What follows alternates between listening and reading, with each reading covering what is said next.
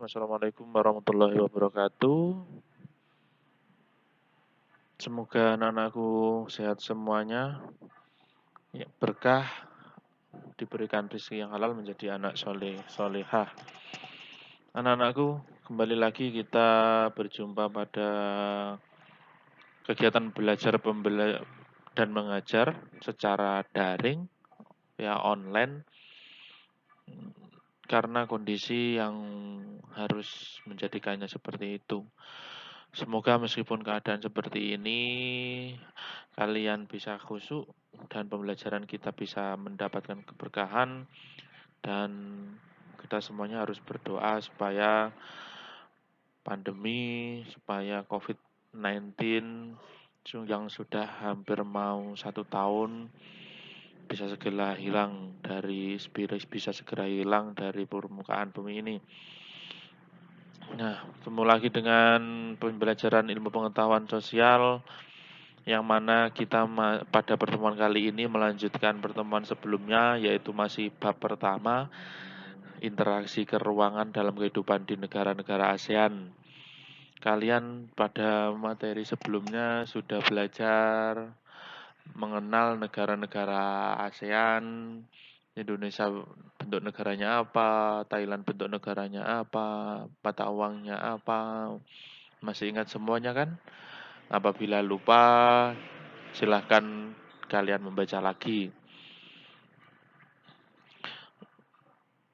Untuk ini, sebelum masuk ke materi, ini profil singkat saya, mungkin yang sudah mengetahui saya pada waktu kelas 7. Nah, untuk alamat bisa kalian baca Randu Agung sebelah Gapura masuk Perum Alam Hijau. Yang rumahnya di Singosari bisa mampir ataupun sebaliknya. Oke anak-anak, kita masuk ke materi, yang mana materi ini tetap mengacu pada KIKD Ilmu Pengetahuan Sosial. Nah, ini sekilas saja yang harus kamu baca dalam memahami pengetahuan pada materi, kemudian mengolah ke ranah yang nyata, kemudian ke ranah yang abstrak. Kalian harus rajin membaca, rajin menulis, menghitung, merangkai kata-kata, memodifikasi atau membuat, istilahnya ini menjelaskan dari pemahaman kalian.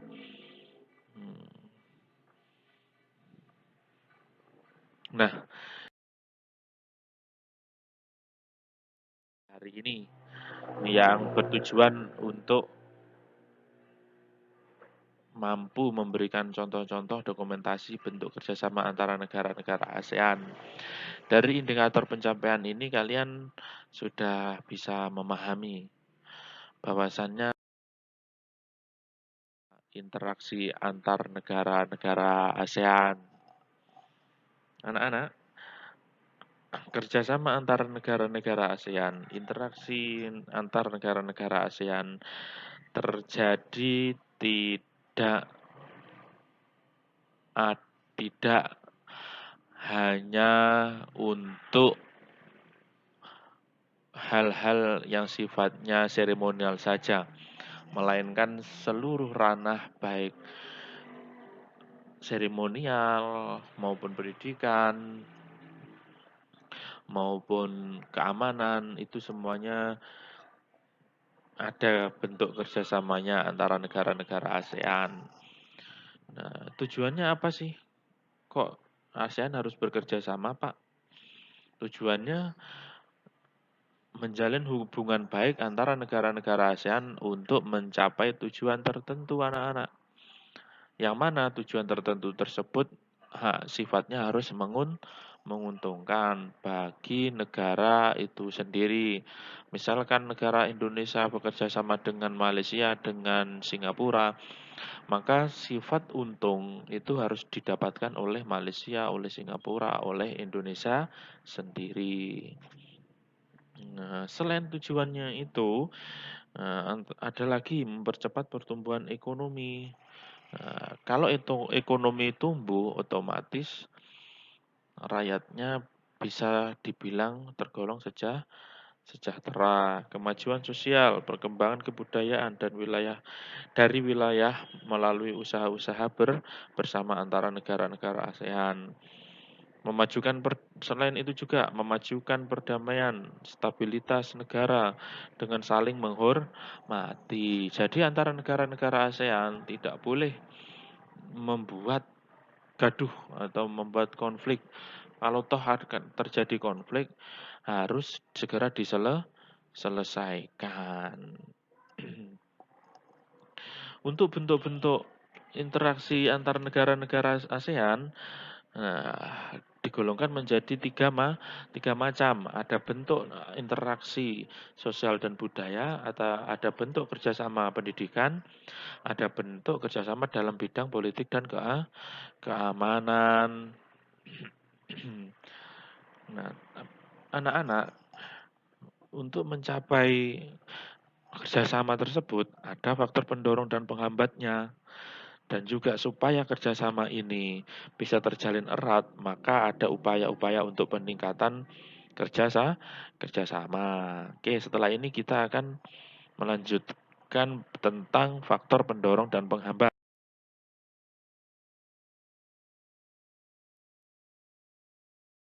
Pendorong dan penghambat kerjasama antara negara-negara ASEAN. Faktor pendorong kerjasama antara negara-negara ASEAN adalah persamaan dan perbedaan sumber daya alam. Contoh yang sederhana mudah dipahami. Semisal, Singapura penghasilan besar adalah bidang industri dan teknologi. Otomatis membutuhkan karyawan untuk membuat teknologi tersebut. Namanya manusia, karyawan harus butuh makan. Nah, mau tidak mau negara ASEAN, mau tidak mau pemerintah Singapura harus mengeluarkan bahan pokok atau barang pokok, pangan pokok untuk karyawan yang menciptakan teknologi. Terus bagaimana Pak kalau habis? Nah, disinilah bentuk kerjasamanya.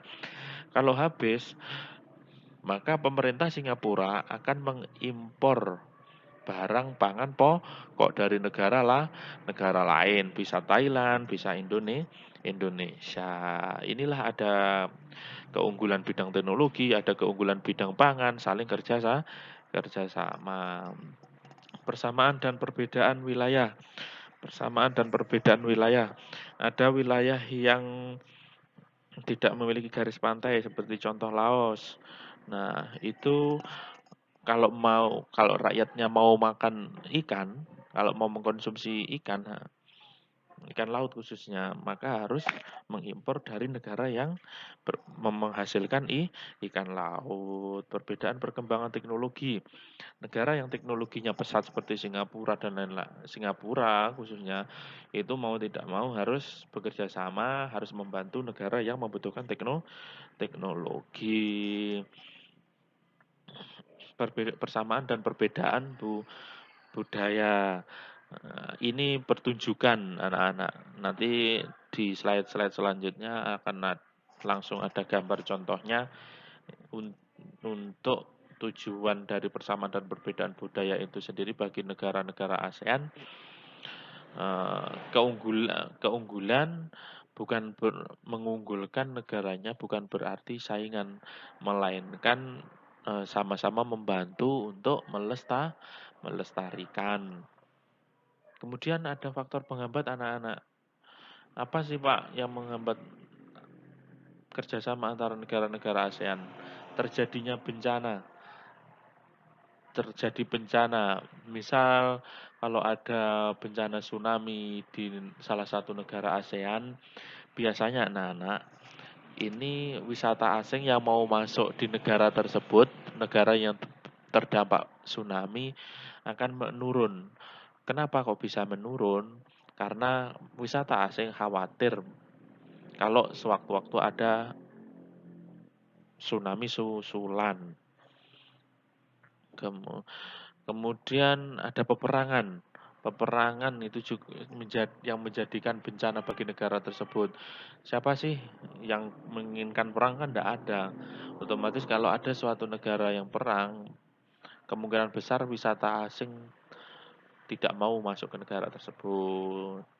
Kebijakan politik pemerintahan negara salah satu negara ASEAN yang tidak bisa diganggu atau yang tidak bisa dirongrong oleh negara ASEAN yang lain, maka negara tersebut tetap harus menjaga dari apa yang telah disepakati.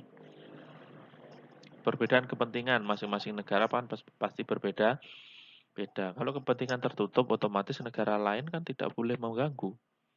Kalau kepentingan tertutup, otomatis negara lain kan tidak boleh ikut campur, yang akhirnya menghambat perbedaan mata uang. Nah, di sini contohnya kalau sulit tukar menukar, misalkan itu juga bisa menghambat kerjasama atau nilainya tumpang tindih, beda jauh, itu juga menjadi faktor penghambat. Oke, lanjut. Sekarang kita masuk ke kerjasama antara negara-negara ASEAN di bidang sosial dan budaya. Nah, disinilah maksud saya tadi langsung mencontohkan pertunjukan kesenian antar negara di ASEAN. Ini yang saya ambil gambarnya pertunjukan tari dari Indonesia yang dipertontonkan di kancah ASEAN. Festival wayang ini juga ditunjukkan di depannya penonton-penonton luar negeri, khususnya pemerintah dari negara selain Indonesia di wilayah ASEAN. Oke, dalam bidang sosial dan budaya, ada juga bentuk kerjasama bantuan donasi antar negara untuk penanganan coronavirus yang sudah ada hampir 1,5 tahun ini. Tidak ada negara yang tenang dengan adanya virus ini. Semuanya istilahnya terenyuh, semuanya susah karena banyak sekali dampaknya dalam ekonomi, dalam kesehatan masyarakat. Sehingga ASEAN saling bekerja sama negara-negara ASEAN untuk membuat donasi bagi mereka yang terkena paparan virus corona. Nah, dalam bidang sosial kerjasama ASEAN tujuannya untuk memperluas lapangan kerja. Itu salah satu kecil contohnya. TKI yang kemudian ada TKI yang bekerja di luar negeri, tenaga kerja Indonesia yang di Malaysia, tenaga kerja Indonesia yang berada di Singapura. Selanjutnya ada program peningkatan kesejahteraan bagi rakyat yang miskin, bagi rakyat yang ekonominya di bawah. Antara pemerintah negara satu dengan negara yang lain dari 10 negara ASEAN itu kerjasama untuk saling membantu bagi mereka yang membutuhkan. Oke, untuk kerjasama yang tambah meningkat lagi, harmonis lagi, ada yang namanya event 2 tahunan atau SEA Games dalam dunia olahraga dan lomba-lomba yang lain. Ini meskipun kompetisi, tapi tujuan utamanya adalah hubungan harmonis antara negara-negara ASEAN. Selanjutnya kerjasama antara negara-negara ASEAN, politik dan keamanan. Apa saja Pak? Ini mengirimkan pengamanan antara negara ASEAN, TNI, bisa negara kalau dari negara yang lain ada namanya sendiri. Itu semuanya bertujuan untuk mengamankan negara-negara ASEAN yang berada di darat maupun laut maupun udara untuk menjaga stabilitas negara-negara ASEAN. Oke, kerjasama negara-negara ASEAN untuk menyelesaikan konflik Laut Cina Selatan. Sampai sekarang Laut Cina Selatan masih konflik. Kenapa Pak kok masih konflik? Karena banyak yang penelitian bisa kalian cari di internet nanti bahwasanya di Laut Cina Selatan itu sumber daya alamnya sangat luar biasa sehingga menjadi penyebab negara tertentu ingin menguasai. Jangan sampai terjadi. Maka kerjasama antara negara-negara ASEAN tujuannya itu supaya tidak ada konflik. Oke, pertemuan Menteri Pertahanan antar negara ASEAN. Kalau Indonesia ada Pak Prabowo Subianto yang menjadi Menteri Pertahanan. Pak Prabowo Subianto mewakili Indonesia bertemu dengan Menteri Pertahanan negara-negara ASEAN yang lain untuk mendeklarasikan perdamaian anak-anak. Jadi dengan adanya pertemuan Menteri Pertahanan, tidak hanya pada saat perang, tapi juga meskipun kondusif seperti ini harus tetap menjaga perdamaian, stabilitas kawasan, daerah garis teritorial harus tetap aman dan selalu pertahankan dari serangan-serangan yang ingin menguasai atau yang ingin membuat masalah. Oke, ini contoh gambar pimpinan Badan Narkotika, mohon maaf, Badan Intelijen yang mana mewakili Indonesia untuk kerjasama ASEAN dan Australia dalam memberantas terorisme. Dan juga jangan sampai ada obat-obat terlarang yang masuk ke Indonesia dari luar negeri ataupun sebaliknya. Oke, bentuk kerjasama di bidang pendidikan, ekonomi, dan kemanusiaan. Apa saja di bidang pendidikan? Ada pertukaran pelajar antara negara-negara ASEAN. Saya doakan kalian nanti saat sudah besar, waktu SMA atau waktu di perguruan tinggi yang kuliah, bisa mewakili Indonesia untuk mau menjadi pelajar di luar negeri. Selain itu pendidikan, perwakilan Indonesia, ini saya ambil contoh perwakilan Indonesia delegasi Olimpiade Matematika yang ada di ASEAN, tingkat ASEAN. Pasti kalian bangga kalau bisa mewakili, apalagi mewakili Madrasah Sanawiyah sampai ke kancah internasional. Oke, dalam bidang kemanusiaan, ASEAN kerjasama antara negara-negara di dalamnya telah membentuk AHA, ASEAN Human Assistance, penanggulangan bencana di Asia Tenggara. Ini meminimalisir kalau ada bencana supaya korbannya tidak berjatuhan banyak. Dan semoga wilayah ASEAN terutama Indonesia tetap aman. MEA, inilah anak-anak bidang ekonomi yang sangat menentukan maju tidaknya atau sejahtera tidaknya negara. Oke, MEA, apa itu MEA? Paling mudah kali memahami adalah MEA adalah pasar bebas. Oke, sekali lagi MEA adalah pasar bebas. Jadi kalau barang-barang yang dari luar Indonesia mau masuk ke Indonesia atau dijual di Indonesia itu bisa dengan bebas ataupun sebaliknya dengan bermacam-macam merek. Nah, kuncinya apa supaya kita bisa saingin, Pak? Supaya kita bisa bersaing dengan negara-negara yang lain, kita harus berinovasi dan belajar giat. Tujuan dari MEA itu sendiri perlu kalian ketahui juga, kenapa sih kok sangat penting dalam bidang ekonomi, dalam perekonomian ASEAN, sehingga adanya MEA. Nah, antara lain membentuk komunitas ekonomi tingkat regional antara sesama negara anggota ASEAN sebagai suatu integrasi ekonomi kawasan ASEAN yang stabil, makmur, dan memiliki tingkat daya saing yang tinggi dengan negara-negara di luar ASEAN. Mempercepat pertumbuhan ekonomi. Jadi dengan adanya pasar bebas, pertumbuhan ekonomi juga bisa semakin cepat. Oke, dengan adanya MEA juga membuka peluang satu negara menjual barang dan jasa dengan mudah ke negara-negara anggota yang ASEAN yang lain atau bebas. Gitu, sehingga kenapa MEA tergolong sangat penting banget, sangat urgent bagi kerjasama antara negara ASEAN karena bergerak di bidang ekonomi. Nah, dari ketiga bentuk itu tadi ada upaya peningkatan kerjasama antar negara-negara ASEAN. Apa saja, Pak? Ini dia upaya peningkatan negara-negara ASEAN. Negara-negara ASEAN harus selalu bekerja sama dengan baik. Maka ada 3 pilar. Ada sokone, kalau bahasa Jawa enek sokone.